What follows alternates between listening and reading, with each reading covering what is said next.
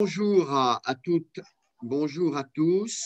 Ravi de vous retrouver pour ce rendez-vous mensuel de notre revue de l'actualité, de la compréhension des mouvements, des tendances, des signaux autour de nos questions de l'économie responsable et des enjeux de durabilité dans le monde économique et financier. J'accueille et je le remercie très sincèrement Alexis Mas, qui sera notre invité et qui prendra la parole tout de suite après, président du Forum pour l'investissement responsable, acteurs que connaissent bien les uns et les autres, qui jouent un rôle tout à fait important de longue date de structuration de l'offre financière durable et de dynamisation de cette offre, plus que jamais, avec une semaine qui a été importante. Et c'est pour cela que nous sommes heureux de bénéficier de son commentaire de toute l'actualité de ce qui se passe. Alors, je vais peut-être vous proposer maintenant de rentrer dans le vif du sujet et nous, à partir de 45, nous répondrons aux questions et nous dialoguerons tous sur ces questions. Merci. Alors, Antoine, on va me passer les slides à la vitesse que je comprenais. Et donc, depuis un mois, vous vous en souvenez, pour ceux qui sont fidèles de ce rendez-vous, nous vous envoyons aussi les slides et donc vous avez le récapitulatif. Mais j'essaye, je ne reviens rarement sur les faits que nous avons déjà traités et j'essaie de prendre dans ce suivi de l'actualité les signaux nouveaux, les points sur lesquels on doit s'arrêter qui me paraissent, c'est un parti pris, vous me le pardonnerez, mais qui me paraissent significatifs, importants sur lesquels on peut s'interroger pour savoir qui fait quoi, ce qui se passe. Mon sentiment, si vous voulez, en analysant un peu cette actualité, autant il y avait des moments clairs après l'élection américaine, autant il y a eu des positions significatives faciles à lire, autant je trouve qu'on est rentré là, dans cette période, dans une ambivalence. Il y a des tensions très fortes. Il y a des tensions très fortes, on va les rappeler aujourd'hui, entre les pour et les contre sur beaucoup de nos sujets. Et je trouve qu'on est un peu dans ce climat qui est aussi celui qui nous fait vivre en ce moment, mal vivre cette pandémie, avec toutes ces questions autour.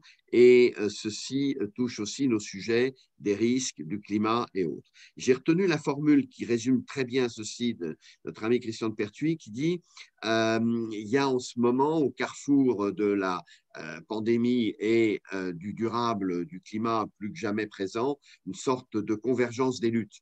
Je trouve que son expression est assez juste parce que l'un et l'autre se renvoient, voire se renforcent.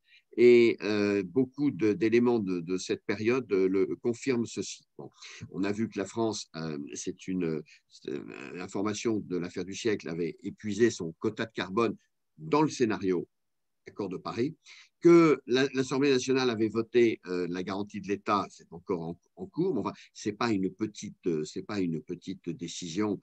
En tout cas, c'est un débat extrêmement structurant, extrêmement important. On verra ce qu'il donne. Évidemment, il y a toute une discussion avec le départ d'Emmanuel Faber, un débat qui est parti dans tous les sens sur cette pseudo-opposition entre rendement et responsabilité, et on verra ce qu'il en est, dans un contexte aussi où la finance durable, à travers notamment les performances de l'ISR qui sont élevées, la finance durable s'est manifestée, et on y reviendra tout à l'heure avec Alexis Mas sur la finance à impact sur laquelle il a été proposé vraiment des actions importantes, des définitions, des actions importantes. Et on voit aussi que la dimension sociale tirée par la Covid, la dimension sociale revient très en force. Et là aussi, il faut signifier le fait que ça ne va pas de soi. On ne reviendra pas dans un monde d'après sans tenir compte de toutes les précarités et de toutes les difficultés sociales qui sont inhérentes à nos systèmes. Donc, pour avancer, je voudrais maintenant peut-être essayer de structurer un peu. Merci. Next. S'il vous plaît. Voilà. Donc, autour de ces paradoxes et de ces ambivalences de l'actualité, je vous conseille de relire un livre qui est prémonitoire, qui dit tout ça beaucoup mieux, qui est très connu, hein, La société du risque d'Ulrich Beck, mais il nous éclaire très, très bien sur notre société aujourd'hui à travers ceci. Et je vais structurer cette actualité sur 3 points, autour des sous-jacents économiques, dont on voit des mouvements forts, autour du besoin de solidarité qui s'exprime plus nettement, et autour de ce débat qui n'est pas clarifié entre RSE et performance.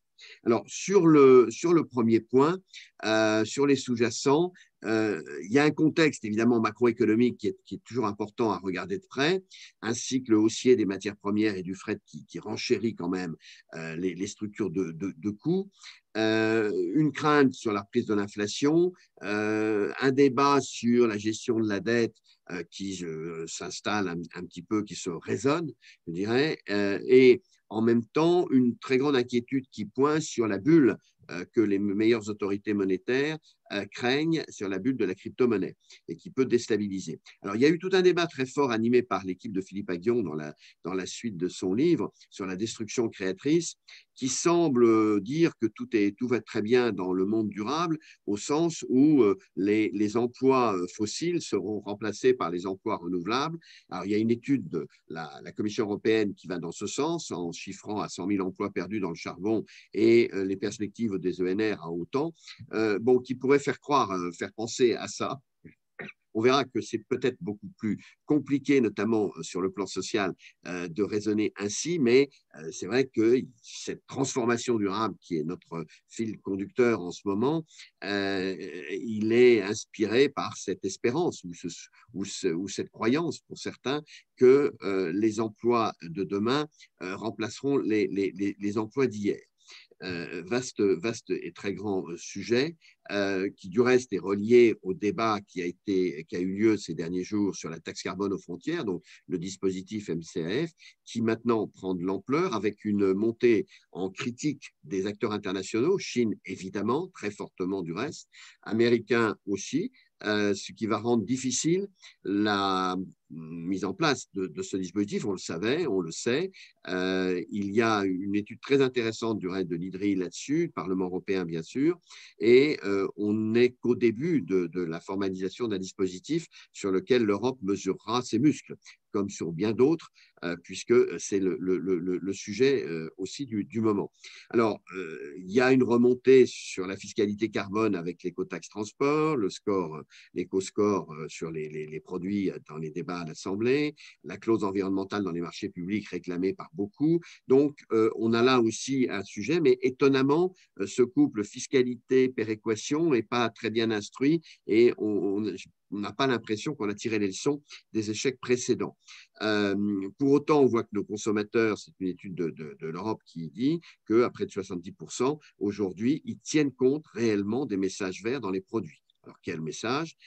C'est pas dit. On notera que l'initiative financière importante de Xavier Niel en faveur d'une création d'activité dans la viande végétale rajoute un message à ce sujet agricole qui, avec la montée de la réforme de la PAC, va devenir aujourd'hui un des enjeux climatiques importants. Est-ce que l'élevage va s'intégrer dans cette évolution avec la perspective sociale évidemment attachée à cela, derrière ou non et comment. Alors, j'insiste aussi, il y a eu une position de Rossif, Alexis Mas en parlera mieux que moi, qui est arrivée sur la question de la taxonomie pour la défendre, puisque comme vous l'avez vu, c'est là où je parle d'ambivalence et de tension. C'est là, on se crêpe le chignon en Europe sur l'introduction du gaz et du nucléaire dans la taxonomie. La France fait un vrai bras de fer sur le sujet. On peut comprendre pourquoi, mais si on veut une taxonomie européenne efficace, il va bien falloir prendre des décisions dur et clair. Le rapport qui a été publié donc, par l'EFRAG, dont on a souvent parlé ici et qui est un rapport absolument fondamental dans l'étape de standardisation des données extra-financières, a fait son chemin. Aujourd'hui, l'EFRAG rencontre tous les acteurs extra-financiers. Et donc là, l'Europe a posé ses pions pour dire comment il fallait standardiser. Voilà, je dirais qu'au niveau des données macroéconomiques, c'est un petit peu ça qui a été ressenti. Alors maintenant, sur une discussion, un deuxième volet, je trouve, dans cette ambivalence qui monte. Il y a cette question de la solidarité, d'une nouvelle économie qui doit être une économie qui prête une attention très forte à tous ceux que la Covid, d'une part, et l'ensemble des situations aujourd'hui nouvelles pose problème, c'est-à-dire cette question de la solidarité et avec ce point qu'on appelle, et dans une tribune qu'il a signée, Alexis Mas nous en reparlera, la transition juste, mais qu'on appelle aussi une relance juste en relation aux besoins des territoires, des PME. Et là, je dirais que ce n'est pas non plus d'une grande clarté dans les propositions des uns et des autres, aussi bien des acteurs privés que des acteurs publics. On voit que la demande est très, très, très importante de mettre de la justice dans la nouvelle donne économique qui va se mettre en place. Alors, je citais donc tout à l'heure l'appel pour une transition juste, signé de Laurent Berger, d'Alexis Mas et d'autres, qui est important pour rappeler ceci, mais il y a eu aussi le travail qui est fait autour de la taxonomie sociale en cours, dont il a été redit par les responsables du TEG, du groupe d'experts et du Parlement européen, qu'elle était un objectif important. De faire remonter, il y a eu cette position des acteurs, le social dans l'ESG, la finance à impact, mais je laisse Alexis Mas nous en parler puisqu'il a tenu des propos publics autour d'un rapport très important avec France Invest sur ce sujet. Et aussi, on pourra noter quand même qu'il y a eu une position de pas mal de dirigeants français d'entreprises en faveur de la féminisation. C'est toujours intéressant à entendre dans les fonctions exécutives. Alors, sur le front du social, là aussi, on a vu sur le terrain de l'emploi des initiatives intéressantes. Il y a eu l'événement Talents for the Planet, aussi tout ce qui se fait autour de Jobs That Make Sense, et le jugement qui a été rendu un peu partout maintenant, qui est convergent dans presque tous les grands pays, contre Uber, sur cette déstructuration des statuts sociaux, et où là, l'ubérisation, en quelque sorte, a été arrêtée. C'est un signal, je pense, extrêmement important, qui est renforcé par les réflexions en cours sur comment le commerce en ligne peut être plus durable, plus responsable. Donc, il y a un rapport important que je vous signale de France Stratégie. Et puis, des initiatives alors de dialogue social qui se mettent en place aujourd'hui, à ajouter avec d'autres débats qui ont un sens social. C'est tout ce qui a été publié autour de la loi future sur le climat et la suite de la Convention citoyenne, alors, notamment dans la question de la biodiversité. À noter que le MEDEF a publié un guide, tenu une journée sur cette question, et que sur ce sujet, le Conseil constitutionnel, lié notamment à un recours qui avait été fait sur la question des pesticides, a réaffirmé la constitutionnalité du principe de consultation. On ne prend pas des décisions dans ces domaines sans que les procédures de consultation aient été faites. Donc, il y a là aussi une tendance très, très, très importante dans la façon dont les choses doivent s'engager. Donc, plus de social et plus de… Donc, je rappelle, pour faire la transition tout à l'heure avec l'exposé d'Alexis, le travail qui a été fait alors hier, qui a été présenté par Finance Tomorrow, et sur la finance à impact dont il nous sera parlé, pour que le social prenne la place qu'il doit avoir dans la transition actuelle. Alors peut-être, pour terminer cette revue, essayons de voir de l'ordre dans le débat foisonnant et désorganisé autour de l'éviction d'Emmanuel Faber chez Danone. Évidemment, décision extrêmement symbolique d'une entreprise qui est celle qui a porté depuis très longtemps cette expression d'un modèle responsable, durable, mais sur quoi la compréhension, ou plutôt l'incompréhension des acteurs semble assez grande. Bon, il faut faire la part des choses entre ce qui est un débat spécifique à l'entreprise Danone et puis ce qui est de l'ordre un peu du général dont on peut tirer des leçons. Sur ce plan-là, dans un dialogue qui a été organisé par MR21, donc Nicolas Terry, patron du Crédit Mutuel, je dirais, a pris un peu de distance en défendant, lui, son statut propre de banque à mission et en expliquant, je crois que ça dit tout, qu'on ne fait pas ce type de démarche sans une cohérence entre la gouvernance et évidemment la conduite de l'entreprise. Et donc, c'est une leçon à retenir de ce point de vue-là. Il n'y a pas de politique durable si elle n'est pas cohérente et si ce n'est pas une politique de l'ensemble de la gouvernance. Je porte à votre attention dans la suite de ce débat sur quelques initiatives donc, que j'aime bien recueillir de la part d'entreprises qui ont pris des décisions intéressantes.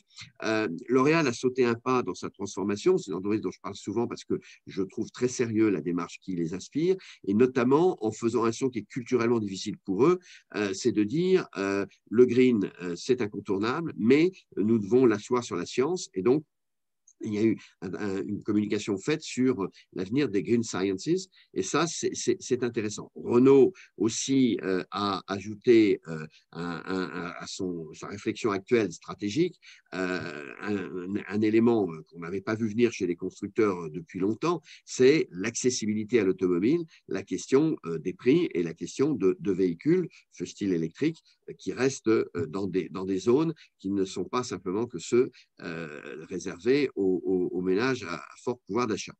Et Suez était la première, je le note, à publier son reporting conforme à la taxonomie. Donc, c'est intéressant comme exercice, comme quoi les entreprises s'y essayent. Alors, débat beaucoup plus lourd pour l'avenir, c'est l'initiative qu'a pris Total, qui ne veut plus subir des résolutions sur la question du climat, et donc il prend l'initiative en allant dans le sens que réclame l'AMF, en disant, eh bien, nous allons, nous, proposer des résolutions, alors CERN Climate, sur nos stratégies climat. Alors, les ONG ont réagi en disant, est-ce que c'est de la manœuvre ou pas? N'empêche que maintenant, le sujet est monté au niveau de l'AG de manière je dirais, formelle. Et ça, c'est important. L'étude de Mazars, que je conseille de regarder, est intéressante parce qu'elle dit quand même que nos dirigeants, certains peuvent prendre des initiatives, mais dans leur majorité, sont quand même assez loin d'assumer un peu la volonté d'aller vers la neutralité climatique. À ce sujet, CSR Europe a engagé une notation qui sera très intéressante à suivre, une évaluation des fédérations professionnelles au regard de leurs engagements sur le climat, de voir comment les secteurs se positionnent en Europe versus leur lobbying aussi sur cette question. Il y a un débat aussi aujourd'hui chez EDF et Total sur la poursuite de leurs activités en Birmanie, évidemment compte tenu de ce qui se fait, et ça, ça fait partie des sujets qui vont monter au regard de l'évolution des démocraties et surtout des dictatures. Je termine par un sujet professionnel qui est à la fois un sujet général, c'est la filière communication, suite aux états généraux de la communication. Là, je dirais que les ministres, Mme Pompili, Mme Grégoire, ont fait ce qu'ils ont pu pour essayer de rassembler les protagonistes autour d'une logique d'accord et de dire, avant que la loi ne s'exerce, pour cadrer cette publicité, ce qui est un peu autoritaire quand même comme forme, mettez-vous d'accord sur ce qu'on fait. Vous avez vu que l'accord se trouve très difficilement, que les professionnels, notamment de l'automobile, n'ont pas voulu, s'y opposent. On espère que ça va déboucher parce que c'était quand même ça la vraie logique durable, c'est s'entendre et la loi ne fixant que les principes communs ou les principes indispensables. Et c'est depuis des années et des années, cette logique accord-loi, eh bien, on aimerait qu'elle progresse un peu plus. Donc là, on a un exercice en grandeur nature qui est quand même préoccupant. Je terminerai sur cette question-là par une étude universitaire qui est sortie qui démontre qu'il y a un lien entre la performance RSE dans un pays et le rôle de la réglementation. On est bien dans ce que l'Europe préconise en termes de ce qu'on appelle un smart mix, c'est-à-dire un jeu collectif de travail en commun. Voilà. Je vais terminer maintenant cette revue avec trois points très rapides pour passer la parole à Alexis Mas. Donc, je vous signale, mais il va nous en parler, donc le rapport de FIR et de France Invest sur l'investissement à impact. Ensuite, donc deux livres dans la suite, merci, voilà, qui sont intéressants parce que dans le futur de la monnaie, Michel Aglietta, qui est quand même notre grand économiste spécialiste de ces questions, montre comment le durable va piloter aussi la création monétaire et la régulation monétaire. Et il démonte un peu cette fausse neutralité d'une monnaie qui serait insensible à ces enjeux. Il il en met en avant toutes les implications contraires. Et le travail qu'a fait Sociétal, pour résumer toute la réflexion sur la gouvernance et la raison d'être, on voit bien que, c'est la leçon que j'en tire, que quand les valeurs sont assez fortement exprimées, eh bien, elles finissent par faire bouger l'économie. Alors, en conclusion, donc, voilà, les débats sont tendus, c'est clair. La transformation durable, elle est conflictuelle, elle est complexe. On ne va pas naturellement vers des modèles durables. L'expérience Danone nous le dit. Du reste, c'est son suivi qui sera très important, au-delà du sort des dirigeants. C'est l'évolution des choses qui nous préoccupe. Nous y réfléchissons beaucoup, comme vous le savez. On publiera bientôt, pour ce qui nous concerne, avec Colerne, une note sur notre cœur de réflexion qui est le business model.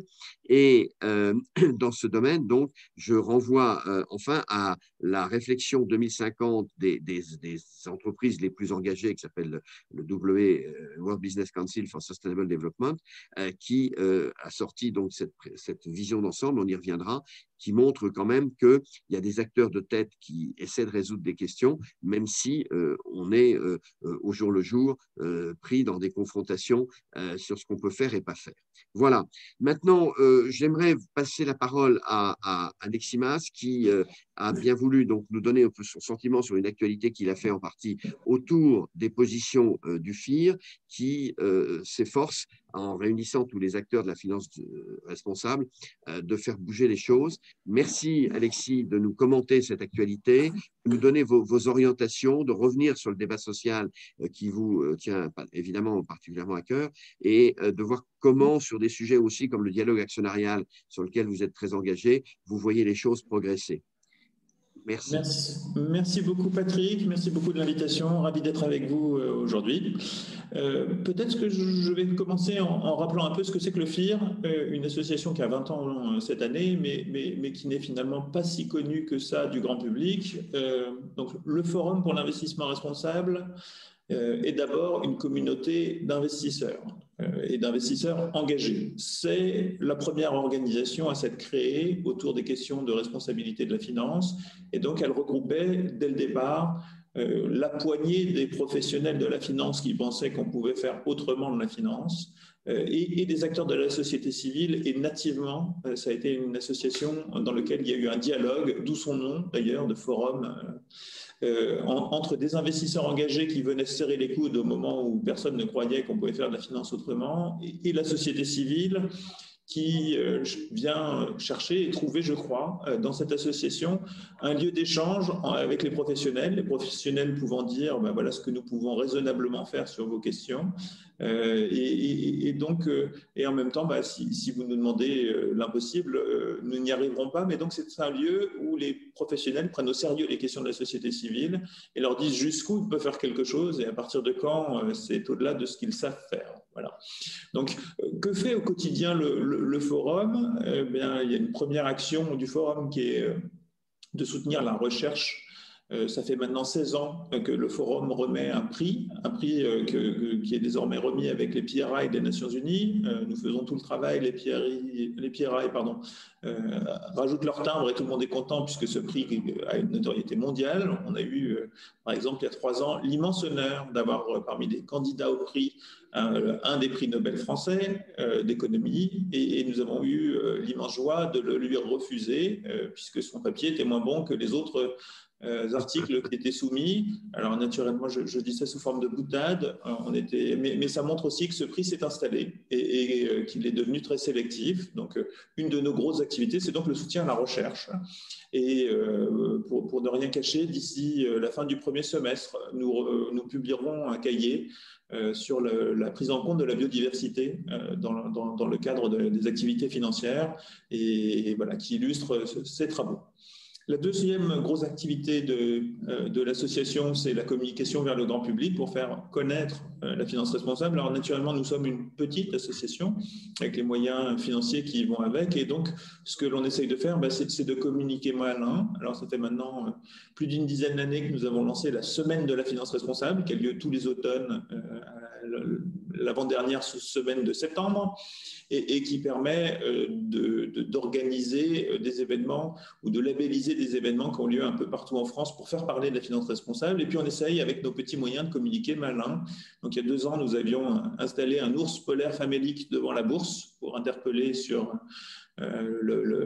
les impacts environnementaux et sociétaux de la finance, notamment sur le climat, donc, à l'époque, où cette année, nous avons réalisé une vidéo brute qui a été visionnée par des centaines de milliers de personnes. Et donc, avec nos petits budgets, nous essayons néanmoins d'interpeller les épargnants sur le fait qu'ils ont le pouvoir d'agir à travers leur épargne.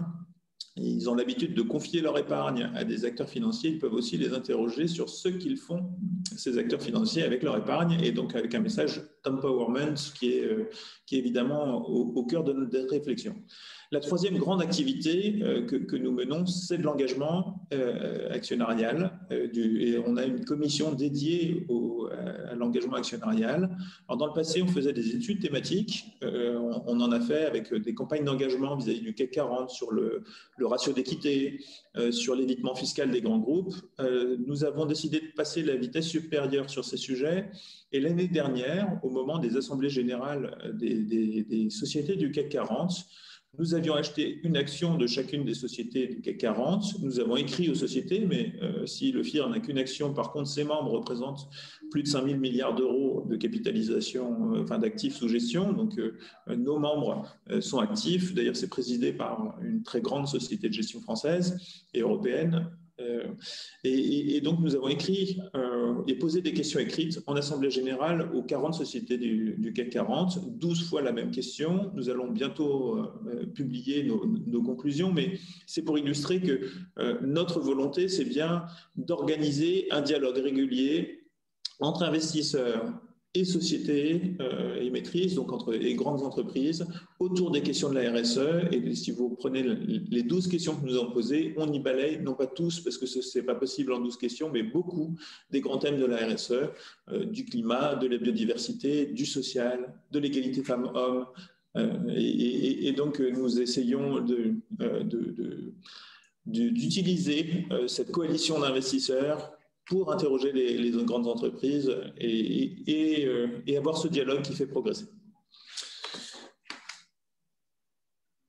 Ça, c'est pour nos activités, disons, structurelles. Par ailleurs, nous sommes naturellement, et c'est notre raison d'être à nous, en faveur ou des militants du rôle de la finance responsable. Et donc, à ce titre-là, nous intervenons pour essayer d'orienter la finance vers toujours plus de responsabilité.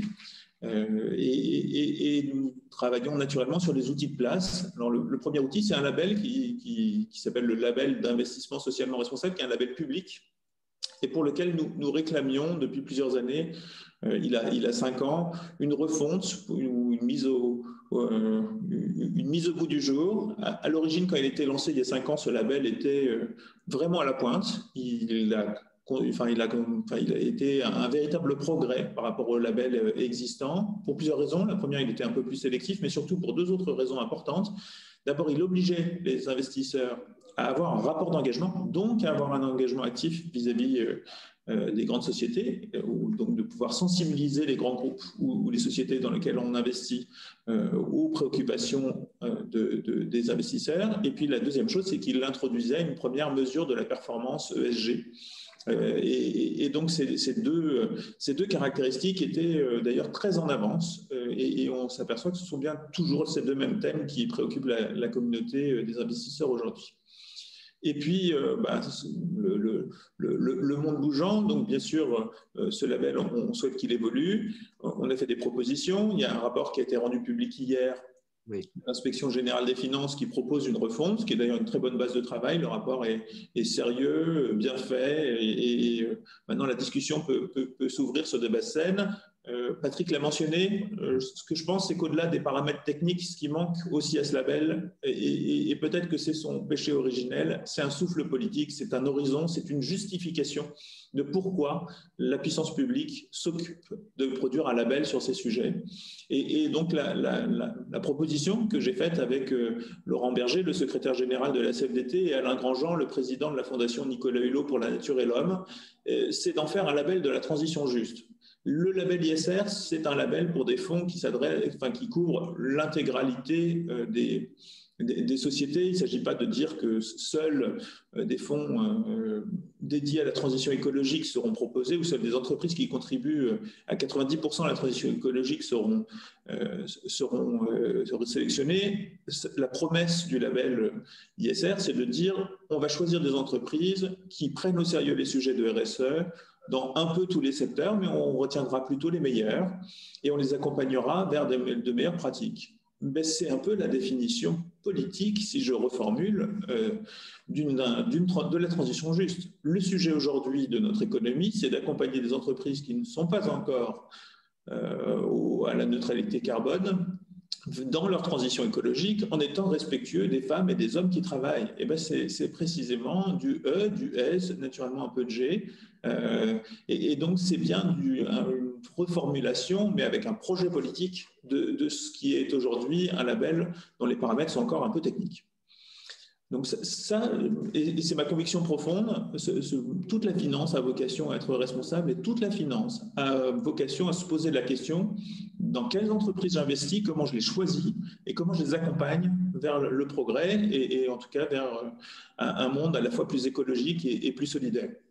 Et puis, il y a une autre question qui est comment est-ce que je peux tenir, et ça ne peut malheureusement pas être le cas de tous les fonds, la promesse de cet impact positif. Et c'est le sens du travail que nous avons mené pendant 2 ans avec France Invest, donc pour le non-coté, pour essayer de définir et de poser une définition commune de ce que c'est qu'un fonds qui pourrait avoir un impact positif. Et il nous a fallu quand même 2 ans pour nous mettre d'accord.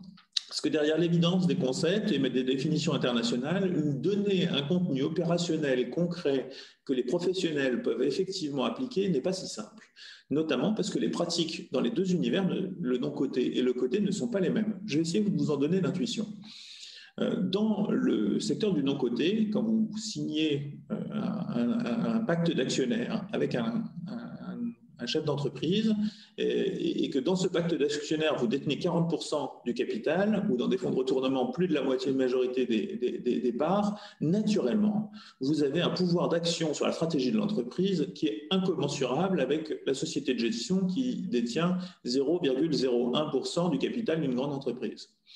Ça ne veut pas dire que cette société de gestion, qui ne détient qu'un petit pourcentage de capital, ne peut pas agir. Elle peut se faire entendre, déposer des questions écrites, déposer des résolutions, s'associer à d'autres dans des coalitions d'actionnaires pour faire pression ou en tout cas porter des messages auprès de l'entreprise. Mais en tout cas, naturellement, quand on détient 40% du capital, on est un peu plus écouté. En sens inverse, pour la mesure d'impact, les grandes entreprises ayant un reporting incommensurablement plus développé que les plus petites, il est beaucoup plus facile de mesurer les impacts dans des grandes entreprises que dans les petites. Il y a donc, au-delà des différents univers, ce qu'il fallait, c'était trouver comment on définissait. Et nous nous sommes accordés finalement sur 3 critères plus 1. Le premier, c'est l'intentionnalité. Si je vends un fonds à impact, je dois d'emblée dire ce que je cherche. Je veux un fonds qui crée de l'emploi en France. Je veux un fonds qui contribuera à la lutte contre le dérèglement climatique. Et donc, cette intentionnalité est fondamentale. Et elle doit être, on la trouve, il ne s'agit pas de dire après coup qu'on a eu un impact positif, il s'agit de le dire d'emblée. Et d'être cohérent ensuite dans la manière dont on construit le fonds et dont on mesure l'impact avec cette intention initiale. Le deuxième critère, c'est l'additionnalité. Il faut que je démontre que j'ai mis tout en œuvre pour essayer d'atteindre cet objectif. Donc, par exemple, en faisant de l'engagement actionnarial, du lobbying, pourquoi pas, en agissant à travers le pacte d'actionnaires quand on est dans une société non cotée, pour avoir une action effective vers l'objectif que s'est fixé l'investisseur. La troisième chose, c'est que naturellement, il faut rendre compte et mesurer l'impact que l'on a eu effectivement, avec peut-être parfois plus de mal que dans d'autres à obtenir l'impact, mais après tout, c'est bien l'enjeu, il faut pouvoir mesurer l'impact. Et puis, il y a un troisième critère bis, ou bien il fait partie du troisième critère, c'est que s'il existe un intéressement de l'investisseur et donc une rémunération variable de l'investisseur, alors cette rémunération variable, elle doit être aussi indexée sur l'impact et pas seulement sur la rentabilité financière. C'est une question de cohérence, d'alignement des intérêts.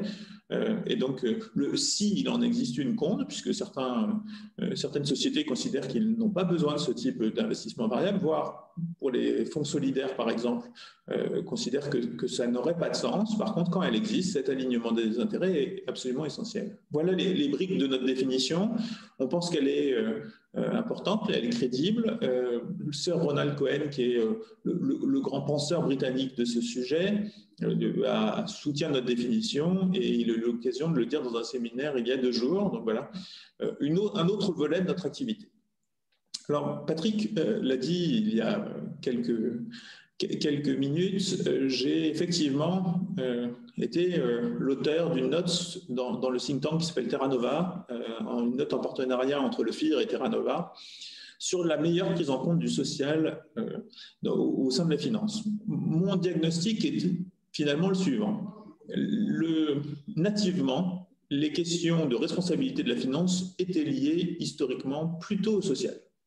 On a créé des assurances sociales, on a créé, si on remonte encore en avant, le monde piété qui est du XVIe siècle était une manière de permettre aux pauvres de continuer à disposer un peu d'argent en prêtant sur gage. Et finalement, même si heureusement les pratiques ont évolué, l'accès au crédit s'est facilité, le microcrédit en est encore le succès d'année aujourd'hui. Donc, on avait des préoccupations sociales qui existaient, qui étaient très fortes, et qu'on retrouve dans la création des banques mutualistes ou des mutuelles. Et puis aujourd'hui, depuis une dizaine d'années, en fait, c'est plutôt le volet environnemental qui s'est développé. Et d'ailleurs, tant mieux, parce que, après tout, le dérèglement climatique menace l'humanité tout entière, et donc les conséquences sociales, personne n'est prêt à les tolérer. Mais néanmoins, ce que je constate, c'est que depuis 10 ans, nous avons fait, enfin en tout cas la finance a fait d'immenses progrès en matière de prise en compte de l'environnement. Tous ceux qui pensent qu'il s'agit simplement de greenwashing se trompent. Il y a eu des progrès méthodologiques incroyables. D'ailleurs, la réflexion sur les outils, sur les méthodes se sont énormément raffinées. Et on est passé de fonds carbone dans lequel on essayait d'additionner des empreintes carbone à des fonds où on est capable de dire à peu près quelle est la trajectoire climatique. Ça n'a naturellement rien à voir. Dans un fonds carbone, si vous avez des valeurs industrielles, vous avez forcément une teneur carbone élevée. Et donc, si en plus vous n'arrivez pas à mesurer le scope 3, donc les émissions indirectes, vous finissez par avoir des fonds qui se présentent comme neutres en carbone, parce qu'en fait, il n'y a que des valeurs de sociétés de services, voire que des valeurs financières, parce qu'on n'a pas mesuré l'intégralité des impacts. Donc, on est passé de ce type d'approche qui était rustique, des approches beaucoup plus raffinées dans lesquelles on modélise les impacts climatiques et où on est capable de donner, avec bien sûr une marge d'erreur, une indication sur la trajectoire climatique du fonds. Des choses importantes, et aujourd'hui, c'est d'ailleurs un des gros progrès récents de la législation française. On passe de ces mesures climatiques à l'intégration de la biodiversité, donc autour de notions autour du capital naturel, et donc en matière environnementale, même si la place a encore beaucoup de progrès à faire sur certaines thématiques, on ne peut nier que les efforts méthodologiques, les efforts de recherche ont débouché sur quelque chose. Si je compare sur le social, malheureusement, je ne peux pas en dire autant. Finalement, si un investisseur souhaite développer une empreinte sociale de son fonds, un concept qui existe, qu'une des sociétés membres du FIR a développé, il n'existe pas de prestataire sur le sujet. Les travaux de recherche sont très minces. Et finalement, le social, qui était à l'origine de la finance responsable très développé, est un peu le parent pauvre. Peut-être parce que c'est plus difficile à objectiver, mais aussi peut-être parce que nous n'avons pas assez travaillé ces sujets. Et donc, l'objet de cette note n'était pas de dire qu'il faut opposer le social à l'environnement. Je pense que c'est tout le contraire. On vit une période où, si nous ne luttons pas contre le dérèglement climatique, les conséquences sociales seront exorbitantes.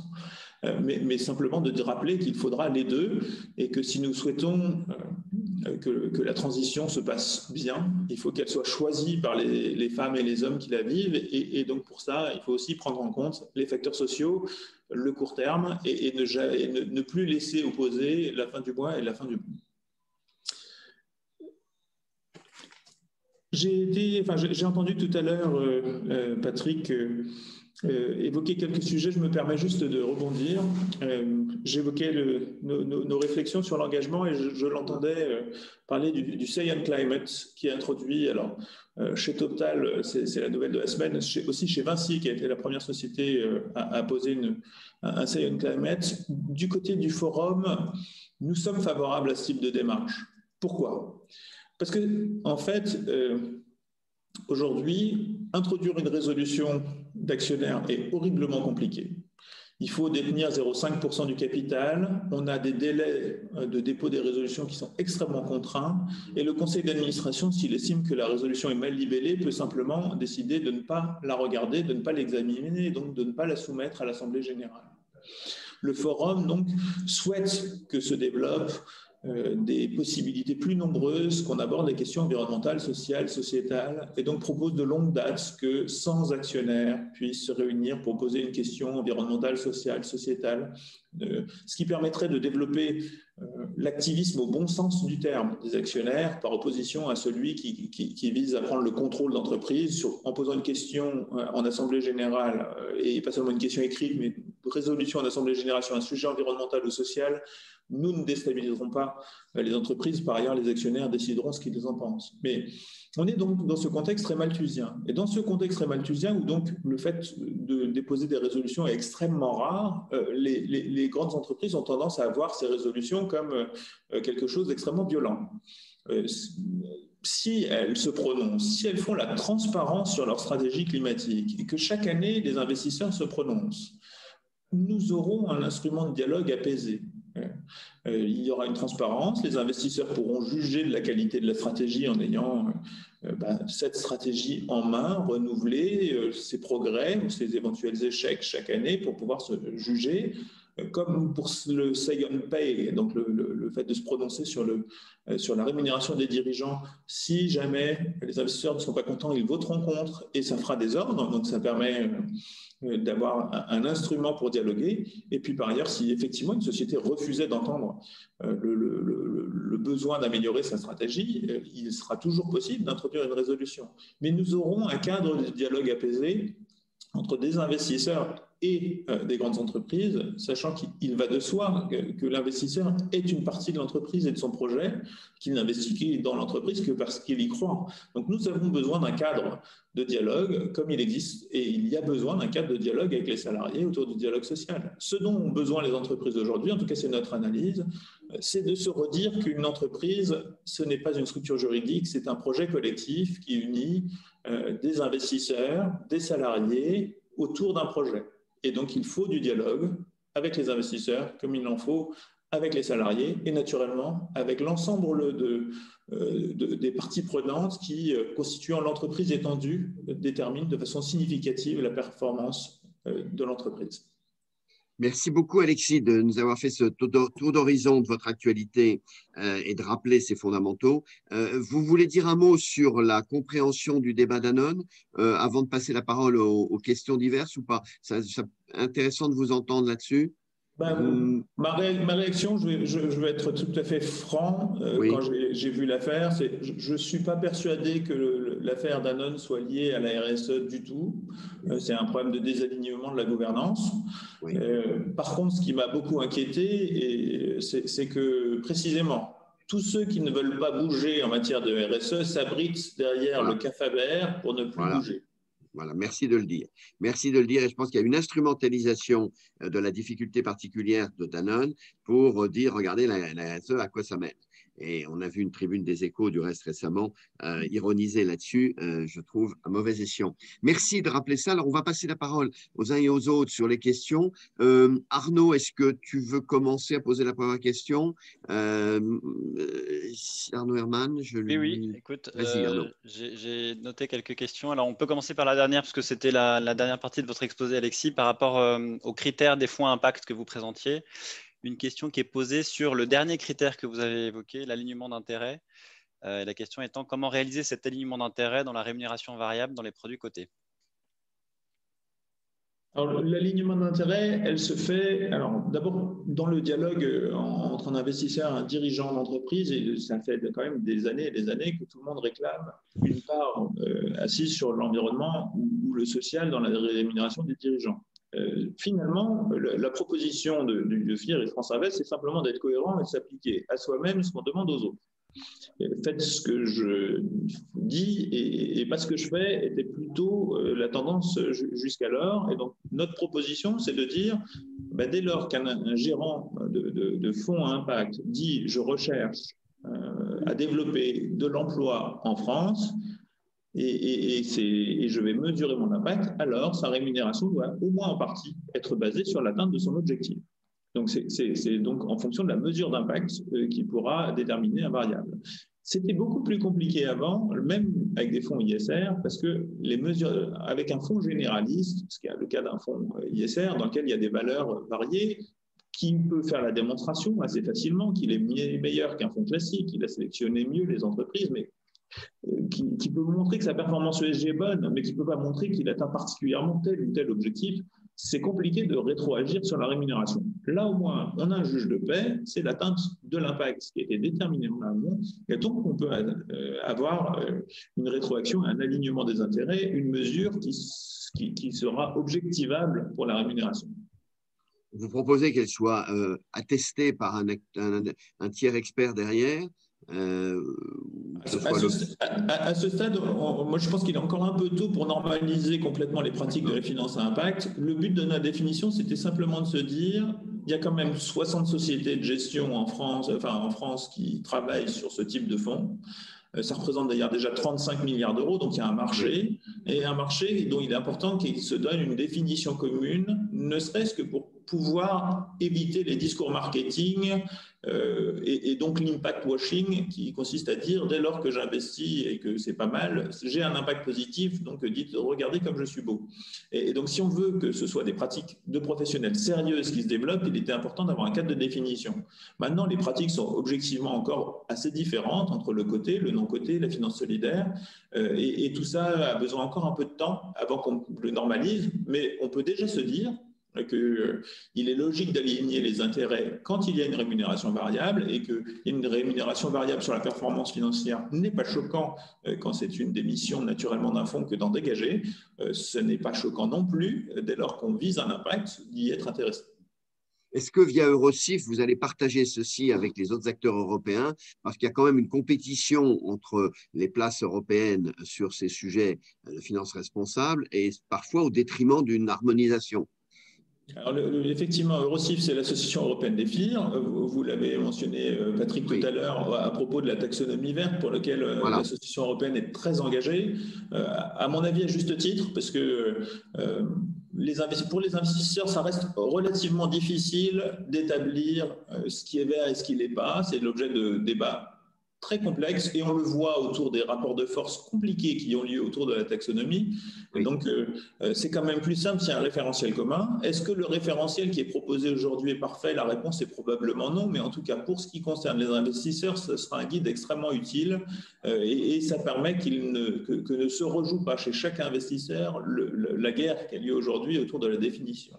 Mais donc, voilà, est-ce qu'on va utiliser Eurosif? Oui, bien sûr, en tant que membre actif d'Eurosif, nous sommes un des membres les plus actifs de cette association parce que la France est l'un des très gros marchés de la finance responsable et a une relative avance sur ces sujets. Nous ne sommes pas seuls en Europe, mais nous faisons partie des places leaders. Bien sûr, nous allons porter les sujets d'impact qui, à mon avis, sont une manière aussi pour Eurosif de montrer qu'elle est sur l'avant-garde des bonnes pratiques et pas simplement sur le fait de faire, non pas cocorico, mais l'ode à la joie sur les pratiques de responsabilité déjà mainstream. Arnaud, je te laisse. Alors, il y a pas mal de questions qui tournent un peu autour du même sujet sur les dynamiques respectives qui interviennent aujourd'hui dans le monde de la finance durable entre les fonds à impact, l'émergence et le renforcement et quasiment le passage en mainstream de l'ISR. Et à côté de ça, le renforcement des critères réglementaires, en particulier la taxonomie. Et du coup, comment vous voyez cette évolution dynamique dans le temps? Est-ce qu'on va aller vers une opposition, une complémentarité entre ces différents mécanismes? Pour moi, c'est complémentaire. Alors effectivement, l'histoire, c'est il y a encore 10 ans, dire qu'on intégrait des facteurs environnementaux, sociaux et de bonne gouvernance dans la décision d'investissement, ce qui est du bon sens. Hein. Ça veut dire qu'on ne regarde pas simplement que les basiques financiers. On se dit, mais si cette entreprise a des salariés qui sont en colère, il y a un moment donné, si l'entreprise s'arrête, ça va se voir dans la performance financière. Ces informations, mais simplement dire je ne regarde pas que les facteurs financiers, était un peu iconoclaste. Naturellement, ceci est derrière nous et tout le monde considère que prendre une décision en regardant tous les paramètres, les risques climatiques, les risques sociaux ou les risques de gouvernance, est désormais mainstream et parfaitement accepté. La question de l'ISR est un peu différente. Elle consiste à dire, mais bien sûr, j'intègre, mais je suis capable de démontrer que mon portefeuille est quand même significativement meilleur qu'un fonds classique. Néanmoins, les questions de responsabilité ont vocation à s'adresser à toute la finance. Ma conviction profonde, c'est que la finance à impact ne sera toujours qu'un segment de marché. Alors, on l'espère le plus grand possible, mais pour autant qu'un segment de marché. Pour plusieurs raisons. D'abord, il y a une question de risque financier pris par l'investisseur. Un fonds qui ne vise que le dérèglement climatique et donc qui ne choisit que des valeurs qui contribuent positivement à la lutte contre le dérèglement climatique est un fonds qui restreint énormément son univers d'investissement, avec donc des risques de plus-value, mais aussi de moins-value importantes. Et donc, tous les investisseurs ne sont pas prêts à assumer ces risques-là, et c'est normal. L'épargnant, même aisé, peut avoir envie d'avoir des placements qui sont plus sûrs ou moins sujets à coût. Ce qui ne veut pas dire qu'il ne veut pas non plus, pour une partie de son épargne, quelque chose qui a plus de sens, plus de valeur. Mais en tout cas, il me paraît difficile de viser 100% de finance à impact. Par contre, 100% de responsabilité, ça oui. Et l'articulation avec la réglementation, qui est une question qui revient à deux reprises, c'est est-ce que la taxonomie va devenir un standard, un socle de l'ISR? Il y a une réglementation qui n'est pas la taxonomie, qui est en train d'avoir un effet majeur, c'est le règlement dit disclosure. Oui, on dire un mot.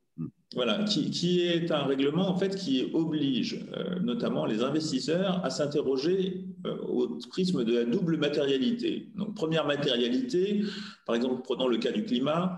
Au regard du climat, quels sont les impacts que le dérèglement climatique peut avoir sur mon portefeuille?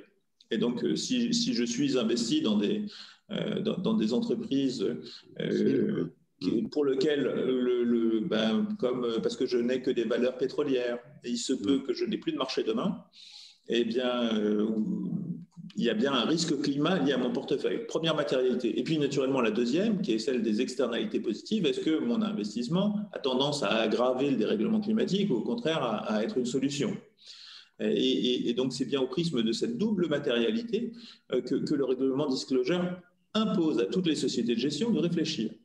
Et ça, c'est une chose extrêmement importante. Puis par ailleurs, il y a un autre article, l'article 9 du règlement, qui définit un peu plus ce que c'est qu'un investissement durable et qui donc naturellement va avoir un effet de standardisation très fort. Sur la taxonomie, en fait, au niveau européen, il y a plusieurs taxonomies qui sont en cours de réflexion. Oui. Il y a une taxonomie climat, mais il y a aussi une taxonomie économie circulaire, on parle d'une taxonomie sociale. Oui. Et en fait, selon le premier test, c'est la taxonomie climat. Vous avez vu que plusieurs États s'opposent à cette taxonomie. Enfin, plus exactement, ils ne veulent pas qu'on mette ces activités fossiles dans la catégorie durable. Mais au départ, le consensus était de la mettre dans les fonds, dans la transition, Alexis. Absolument. Mais en fait, pour répondre à une question de François Digard, oui. D'accord. Oui. Mais effectivement, sur la taxonomie européenne, qui fait couler le plus d'encre aujourd'hui, donc ce n'est pas celle sur l'économie circulaire ou les ébauches de taxonomie sociale, c'est celle qui a trait au climat. Et effectivement, il y a un combat entre d'un côté les ONG et de l'autre des États membres importants, dont la France, autour de ce qu'on classe comme vert. Alors, la France souhaiterait par exemple que le nucléaire fasse partie des activités vertes en arguant que l'impact carbone est très faible. Les ONG répondent ce n'est pas possible parce que le nucléaire est certes bas carbone, mais ne répond pas au principe do not harm, donc de non-nocivité. Voilà. De la même façon, sur le gaz, vous avez des États d'Europe de l'Est qui fonctionnent avec des centrales à charbon pour produire de l'électricité qui disent, moi, si vous m'interdisez d'avoir des centrales au gaz, je ne sais pas, avec le peu de NR que j'ai aujourd'hui, avoir un système viable. Donc, vous êtes en train de m'interdire d'avoir accès à des financements, y compris européens, puisque circule quand même toujours l'idée qu'on va avoir un lien entre la taxonomie et les financements. Donc, vous allez m'interdire, au moment où moi j'ai besoin de faire ma transition, d'avoir des solutions crédibles. Et donc, ces tensions qui sont à la fois géopolitiques, de choix de stratégie d'autonomie énergétique, parfois aussi du pur lobbying d'acteurs qui ont naturellement intérêt à ce que leur solution soit mieux placée, s'entrechoquent.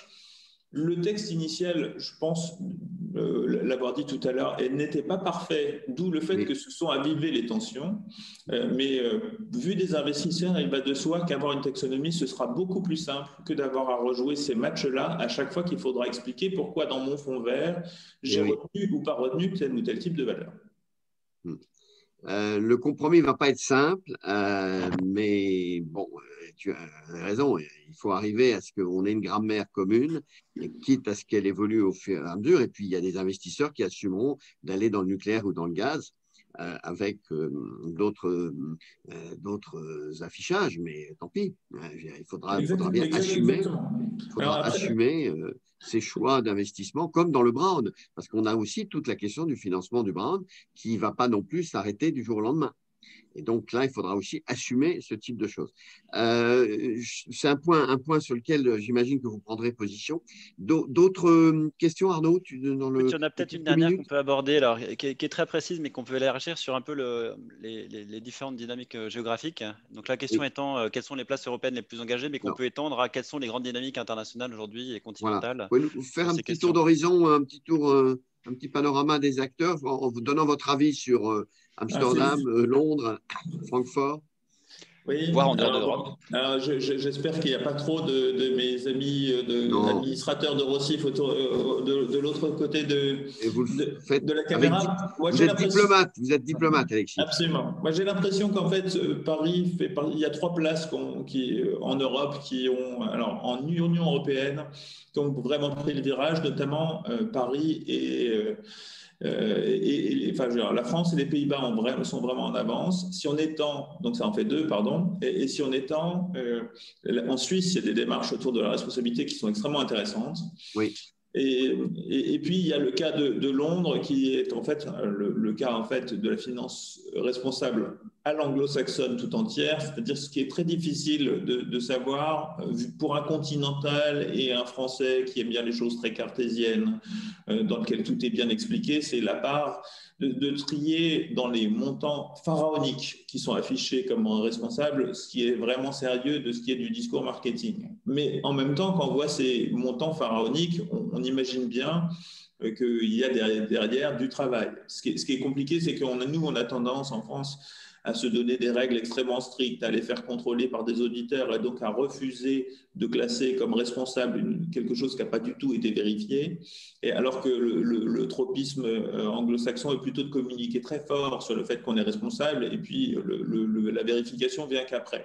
Donc j'ai cette difficulté d'appréciation, c'est que les montants sont incommensurables avec ceux qu'on affiche sur la place de Paris et que ça paraît, à dire d'acteurs, mais aussi d'intuition, un peu exagéré, c'est-à-dire que nous, on s'auto-censure sans doute, là où les anglo-saxons n'hésitent pas à afficher des très gros montants, mais dans les investisseurs anglo-saxons, il y a de très belles pratiques de responsabilité aussi.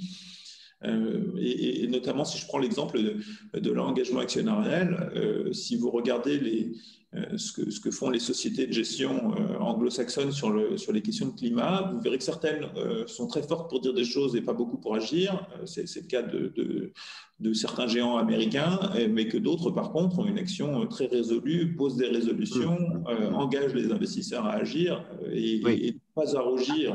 Oui. C'est sur l'engagement actionnarial, je pense que c'est un combat sur lequel on a des progrès à faire en Europe, assez nettement. Puisque le temps court, en complément, il y a une question sur le rapport de l'EFRAG. La commission, alors c'est pas sur le travail de l'EFRAG va s'étaler dans le temps et va être assez long, mais sur la réforme des PEF, elle l'avait annoncé pour avril. la nouvelle NFRD. Bon, ça devrait être la directive donc non-financial. Ça devrait sortir avant l'été probablement, mais on connaît un peu des lignes puisqu'il a été décidé notamment que la transparence fiscale sur le paiement par pays a été adoptée. On sait que la TCFD sera dedans. Enfin, bon, on connaît quand même un certain nombre d'éléments. Maintenant, la standardisation dans les fringues à la charge, celle-là, elle va être un peu plus longue probablement, mais dans le rapport de Patrick de Cambourg, c'est sur 2 ans et au-delà, ça ne devrait pas être non plus très, très loin. Et il y avait une autre question sur le droit dur qui pour encadrer ceci. Oui, c'est un sujet qui est aujourd'hui lié à toutes ces démarches de discussion, mais on n'est pas encore dans un droit international, si ce n'est qu'en Europe, l'ESMA, donc l'autorité des marchés financiers européenne, a maintenant un œil précis. On peut dire, Alexis, pour vous laisser terminer, que les régulateurs se sont saisis très nettement quand même de la question aujourd'hui. Et que les régulateurs veillent au greenwashing et les régulateurs veillent à la fausse information. Oui, en fait, en ce qui concerne l'autorité des marchés financiers en France, que je connais mieux que ses homologues d'autres pays, il est évident que l'autorité des marchés financiers joue tout son rôle en matière de protection de l'épargnant, et notamment en termes de protection contre l'information trompeuse, et donc fait très attention à ce que dans les prospectus des produits financiers ne se glissent pas des promesses trompeuses, et donc dès lors qu'on s'appelle responsable, il faut respecter des bonnes pratiques, sinon le gendarme financier est sévère. Et c'est d'ailleurs l'un des enjeux qu'on avait pour le rapport Tir France Invest sur l'impact, c'est que considérant que la définition n'était pas posée, le régulateur disait ne parlez donc pas d'impact puisque la promesse serait trompeuse. Et avec cette définition, nous avons l'ambition aussi de montrer qu'il y a déjà des pratiques qu'on peut écarter parce qu'elles ne sont pas sérieuses, mais que pour ceux qui respectent les grandes briques de la définition, on peut aussi les autoriser à communiquer sur le fait qu'effectivement, ils recherchent bien un impact et font partie de cette catégorie. Merci 1000 fois. Et on voit que dans ce secteur de la finance, la concertation et le travail collectif est quand même d'un bon niveau. Je trouve qu'il se fait, alors que dans d'autres domaines, ça frotte beaucoup plus. Bon. Et donc, c'est quand même intéressant de voir qu'il y a cette dynamique, elle est liée aussi à la capacité d'action collective des acteurs. Vous y jouez un rôle absolument primordial. Merci beaucoup, Alexis. Je voudrais aussi remercier les participants. On se reverra pour ce point régulier fin avril. Comme vous le voyez, notre matière est extrêmement abondante et c'est intéressant tous ensemble avec vos questions dont on vous remercie d'essayer de la décoder, de prendre de la perspective, du recul et d'essayer aussi d'être des acteurs conscients, engagés, mais lucides sur ce qui reste à faire et sur la structuration d'un mouvement qui peut paraître très lent, mais quand même quand on voit le regard depuis les 20 ans du FIR et autres initiatives, l'économie responsable, je pense que ce concept est un concept en cours de structuration et il n'est plus utopique et il n'est plus simplement marginal. Donc, merci d'y contribuer aussi efficacement, Alexis. Merci à vous, aux uns et aux autres. Nous mettons les slides à disposition. Je répondrai plus précisément à certaines sources au vu des questions qui ont été faites. Et on espère ainsi que ce type de dialogue pour suivre nos sujets va gagner comme ça en nombre, en qualité, en partage. Et je vous suis très reconnaissant de jouer le jeu les uns les autres. Et à très bientôt. Merci à vous, Alexis, et merci aux uns et aux autres. Et bon week-end. Protégez-vous, protégez les vôtres et sortons de ces situations. Vite. Merci. À bientôt.